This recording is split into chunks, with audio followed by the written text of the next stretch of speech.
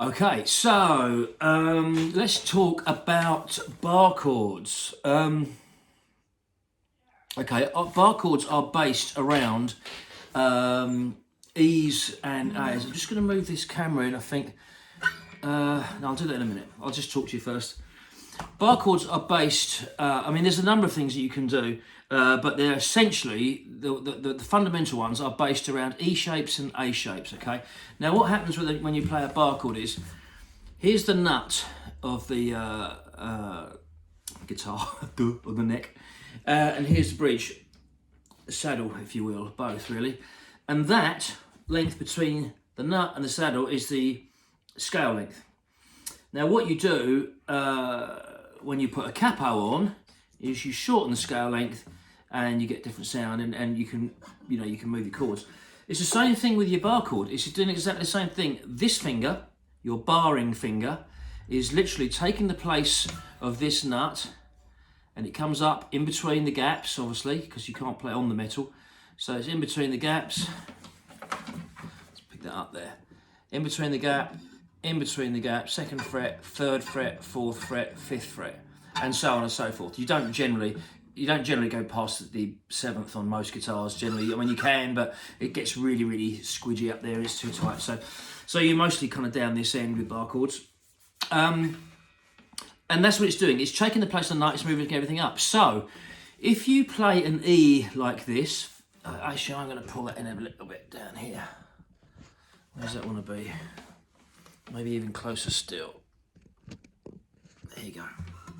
So, if you play an E down here, first finger, second finger and third finger, that's what you're going to be used to for playing an E or an E minor, A minor, well you know the chords. And so what happens is, you need this finger, the first finger, available to do your barring. So what happens, instead of going 1, 2, 3 with your fingers, you play the same chord, but you play it with different fingers. So 1, 2 and 3 becomes 2, 3 and 4. All the same positions, just different fingers. That's the first thing you've got to get your head around. Instead of going 1, 2, 3, you're going 2, 3, 4, but all in the same positions that they were before. Okay, that basically frees up this finger. That's the first thing. Whatever bar chord you're doing, you need a finger available to do the actual bar, okay? Now, let's imagine that if I play that shape, just an E, then this first finger doesn't have to do anything because the nut is doing there. If I slide all of these fingers up a fret, it might sound very Spanish, ay, ay, ay, caramba, but it's, that's what I'm saying, it sort of sounds Spanish. But anyway, this first finger is now required to make up that difference. So the spacings are between everything are the same. And that gives me an F chord. If I come up again, I get an F sharp, G, G sharp, A. Fundamentally, that's how it works. And you can do all your E shapes and all of your A shapes as bar chords. I mean, technically you can do like a C. I've never even played it. I think it's really uncomfortable, but some people do. I've heard some people try and do a D. It must be really awkward. Let's see how you can move it around. And there isn't really much need, generally speaking. These ones I'm going to show you, well, that's all I've used for many, many, many years, and it hasn't really held me back. Yes, so you can take an E shape using 2, 3 and 4 fingers. You can take, and then you can turn it into an E minor, you can turn it into an E7 by taking the pinky off, or you can turn it into an E minor 7 by taking both off. So that's an E minor 7. I'm not going to spend time on the A and the E shapes because we're looking at the bar applications for it really. However, I will just say this, E, come up, that makes it an F, therefore that's an F minor, that's an F7, and that's an F minor 7. Okay, I'm kind of contradicting what I just said there really, but I sort of thought, actually, do you know what, I am going to show you. Then what happens is, hang on, I'll show you the other shapes first. So that's your E shape sorted out, okay? Any kind of E, move it up 1, 2, 3, 4, 5, 6, 7, add the bar and you're playing a bar chord. The other one is your A's. Now, A minor is pretty straightforward. It's just like your E shape, but you drop everything down a string. So that's pretty easy. So there's A minor, and that's A minor 7. You can bring it up one, that gives you B flat minor 7, or B flat minor, B minor. Okay, so these are movable chord shapes. That is the whole point of bar chords. You can move them around. You can play any other chords you like. You can cover most of your chords by using bar chords. I mean, obviously, not necessarily jazz chords, but you can cover most of your chords, let's put it that way. Most of your majors and minors and your sevenths. All of them, in fact. So, I suppose to put that into some kind of examples, if you're playing, let's say you want to play a B, that's a B, but that's a B. You can hear they're the same. So now I've got to explain why. Oh, sorry, there is one other thing. The other A shape you would be used to is A major or A7. A major, obviously, you'd normally play all three fingers like that. A7, you'd probably do that. I mean, people use all sorts of fingers. It kind of depends what's going on, really. But either way, you take the middle, that's your A, take the middle one out, and it's an A7, okay? Now, A7, easy, because you can just swap your fingers around. So that could be an A7, and you can bar that, and you can slide up. Okay? The only one which is difficult, and there are many videos about this, one of them being entitled quite gloriously, the bastard double bar shape, bastard B chord or something like that. It is tricky. What you have to do, some people do try and play it like that with the other fingers and slide it up and bar it. Don't forget you must leave a space in between, because A is like that. There's a space in the first fret. So when you come up and bar, you've got to do the bar the first and then play your A shaped in the third. Okay. Now a lot of people find that really uncomfortable, especially when you're trying to move it at any speed. Okay. So it's the least popular of the bar chords. Now what people tend to do, therefore, is just bar. This is what it's called, the double bar chord. Bar with your third finger, and you can see I'm doing the fourth, third and second, but not the first, by barring that finger. All the blood will rush in there because you've got to have a little gap so you don't hit this first string. Now initially when you first try this, you'll think, oh, it's impossible, I can't do that. I can get that, but you end up with this, when you should be getting that. If you don't get the bend, you're gonna get that note added in. Okay, there's a couple of ways around that. One, just don't play that note. If you're finger picking, obviously that's not really gonna work. If you're strumming away, not really going to notice, so don't get too hung up on it, okay? But ideally you do want to try and get that rather than, and you'll notice to do that I'm moving my wrist, moving my elbow even. You know, you have to, guitaring is quite a physical thing. You've got to move to try and get that, but you've also got to get a flexibility so you can get that bend. You'll notice I can't really get the pinky out the way. There you go. There's quite a bend there. Okay, now yours will probably get to there. It's only got to get a couple of extra millimeters and you'll find it. So just practice that. Literally, if you've got a desk at work or wherever, just practice bending that finger. Just practice getting that bending. Okay, it's like, I don't know, yoga or something like that. If you just do it on a regular basis, it will get more bendy. Okay, I can guarantee you I couldn't do it straight away. However, so there's all your shapes. You've got all your A's and all your E's, and they're all movable, okay? So the next question is, how do I know what's what, okay? Well, all you need to do is know the notes on this string, the 6th string, E string, and the notes on the A string, depending on which chord you're playing. So if you're playing an E, an open E, and I'm going to do, first of all I'm going to do it with standard normal fingers. There's an E, and you know that's an E. What you may not know is that it's called an E because that string, which is the bottom string in this chord, is known as the root note, and that note is an E. That's how that chord gets its name. E minor just means you made the third note in the scale, flattened one, but that's not what we're here to talk about, so it's still an E, because that's still the root note. Okay, so I go back to this positioning, and new bar positioning. It's still going to be an E. If I move all this up and bar here, it's an F. Why is it an F? Okay. Open is it's an E. The string is an open E. F. So you see that.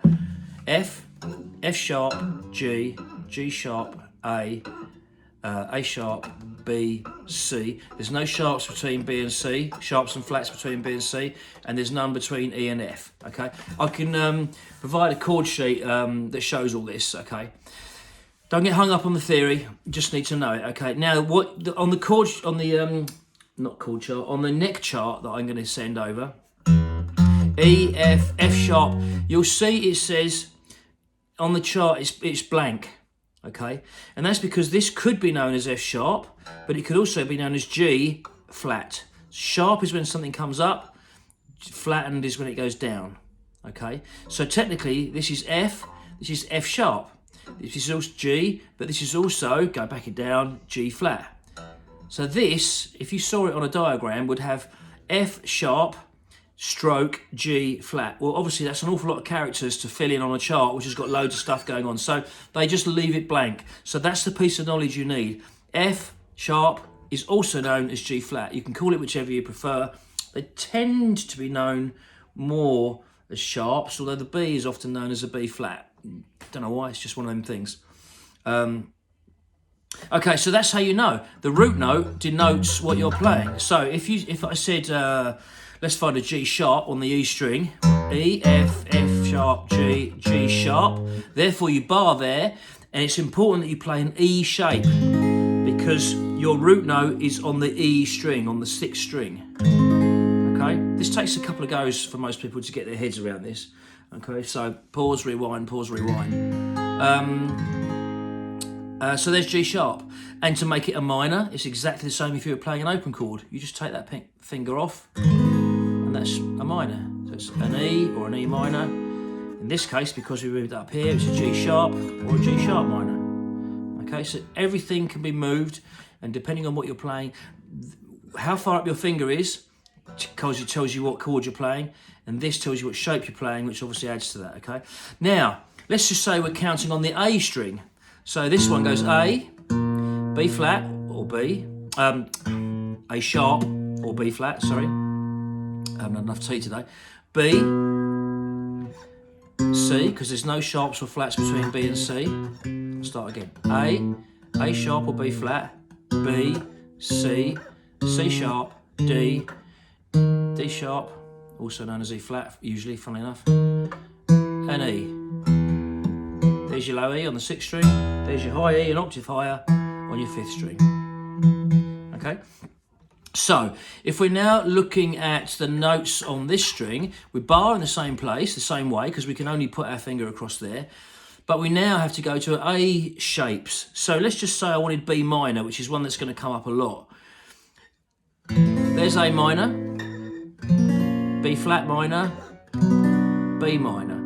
It has its name because the 5th string, where you're barring, tells you what it is, tells you what note it is, what your root note is, and that's B. And this shape is deciding if it's a B minor, a B7, or a B minor 7. Okay? So I hope that makes sense. So the bar can be in the same place and give you different chords. Not only can it give you A chords, such as A minor, but if our reference is on the 6th string instead of the 5th string, then it's an F sharp minor. Okay, I just need to make this really clear. It does take a little bit to get your head around it. E, F sharp, E, F, F sharp on the 6th string. That's an F sharp. On the A string, A, B flat, B. So that's an F sharp and that's a B. F sharp and B. You can bar in the same place if your reference note, your root note, is an E string, an E shape, then you're playing an F sharp or an F minor. If your reference is the 5th string, still barring in the 2nd fret, you're playing either a B, if you can see that there, or a B minor and all the other shapes. Okay, so people get a little bit confused. I'm barring in the 2nd. Which one am I playing? Okay, well just remember, is it an E or an A? If it's an E and you're referring to the 6th string, you're going to play an E, and this note will give you the name of the chord, and if you're playing an A shape, this note will give you the name of the chord. I don't know if I've explained that very well. Somehow it feels a bit clumsy today, but I hope that makes sense. And that's it. And that's why you can play a B minor here. B minor is the 2nd fret up. But you can also go all up to here. E, F, F sharp, G, G sharp, A, B flat, B. And play a B minor using the E shape here. So that's a B minor. I can't really get that very clear on there. That's a B minor using my E string as a root note. That's a B minor using my A string as a root note. Okay? This is one of those videos you're going to watch a few times, okay? I have the neck chart I show you, I send over, gives you all the notes all over the place. You only need to look at these 2 strings, so don't let the neck chart be intimidating. You only have to look at, really, these 2 strings, and really only up to about the 7th fret, because you're not often going to go, by the time you're worried about going up here, frankly, it's not going to be intimidating for you. So you only have to really look at these sort of, you know, half a dozen notes on each string down here, roughly. Okay? I think that's going to give you everything you need for bar chords, and then it allows you, once you get some speed, all your punk rock stuff, all that sort of stuff, lots of rock and roll, you know, all that kind of stuff. It's bar chords are really, really useful. As I say, it just opens up most of the chords you need to play most songs most of the time. And I'm saying most because obviously, you know, it's not that straightforward. But, you know, this will get you a long, long way. It's a big step up for a lot of people. Let's just bring this back again because I'm chatting again now. It's a big step up for a lot of people. A lot of people don't get past bar chords if they're trying to learn it on their own. So, you know, you'll find this video is going to be really handy to you. You know, look at it, refer to it again and again and again and again, because you are going to find it very handy. Excuse me. And don't let that double bar shape put you off too much. But at the same time, don't ignore it. I would say the vast majority of people who come to me ignore it. I keep telling them and they keep ignoring it. Okay, you need that if you want to be playing some fast stuff. The thing is, if you're playing an F sharp there, this third string just rolls very nicely to that double bar there, and then it kind of folds back. So in actual fact, going from that to that can become quite smooth.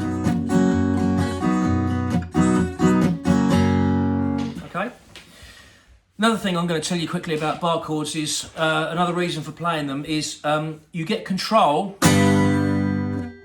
of the sustain and killing your chords without needing this hand. Which means you can go, if you're trying to play, let's just play an A minor. Let's just top that down a little bit again. Let's just say I'm trying to play an A minor and try to play a funky kind of rhythm.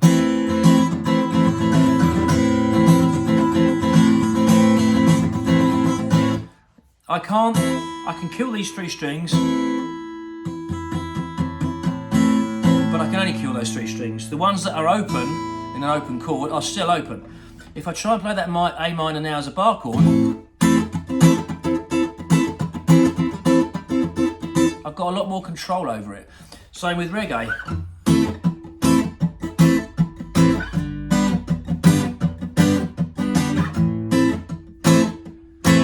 And I do that just literally by taking the pressure off.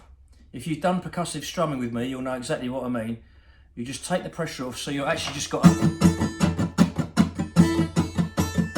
percussive.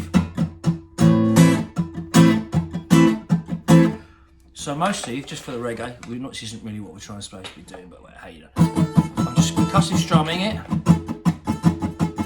I'm not doing it very well because I'm trying to hold it up in the air at the same time. Let's just put it back down here, and then squeeze when I want the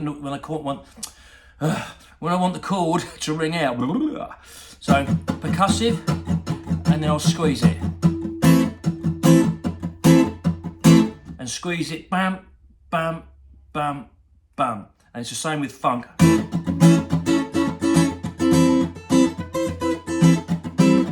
You can add all those bits in. So bar chords and the press and release whole thing, which is to say is a whole other video, are really, really handy. So do persevere if you can.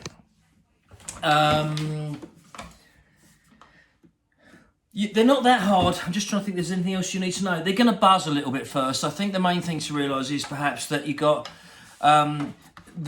new muscles that you haven't been using necessarily with open chords. So it takes a little bit of building that gripping strength up, and it just comes from playing it a lot. The only other tip I can think of really at the moment is the frets are very wide down here. I'm just trying to get the guitar, the neck straight on. Even if the neck is fairly straight onto the camera, you can see this fret is wider than this fret, for example, and so on. They get narrower. You should know that anyway, really. But that being the case, it's quite a stretch to play an F bar chord down here. It's less of a stretch to play an A bar chord on the 5th fret. So what I say to most people is start learning your bar chords up here. That's an A. That's a G. Take some songs that you already know, which have, for example, G and A minor.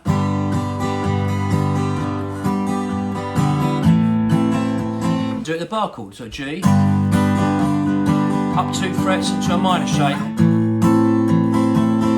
Yes, G, A minor, G, A minor. So start taking some of the beginner chords you know, and I mean beginner, try and keep it really easy. Songs which are not very fast, nice and slow, and try trying those as bar chords. And because moving it, you'll find when you move it, it'll kind of just kind of falls apart.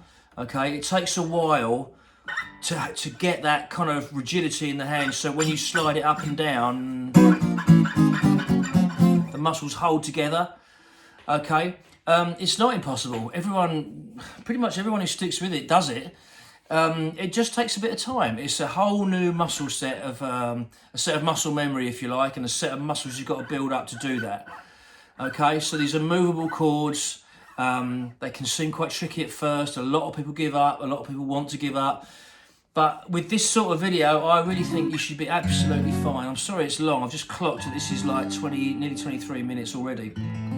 But there's a lot in there, and you're going to get a lot out of it, okay? So, yeah, I've probably waffled a bit today as well. So stick with it, and, yeah, as I say, I've got paperwork to go with that as well. Good luck.